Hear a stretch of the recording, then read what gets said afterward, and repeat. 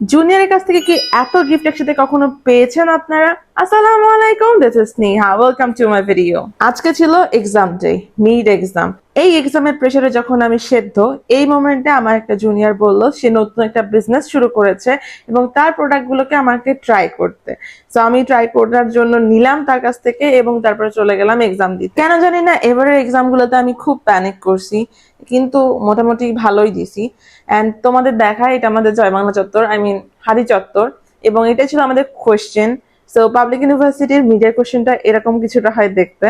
তারপরে আমি বনলতা হলে খাইতে যাই, যেহেতু আমাদের হলের খাবার খুব একটা ভালো লাগে না আমার কাছে।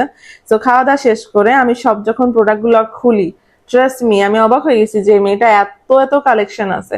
সো তোমরা যদি কেউ মানে গিফট দিতে চাও কাউকে কম্বো হিসেবে বা যে কোনো ভাবে, সো আমার জুনিয়রের পেজটা পারফেক্ট তোমাদের জন্য। So go and visit her page, glow treasure. এবং দেখো আমার মুখে একটা সুন্দর একটা পিম্পল হয়েছে।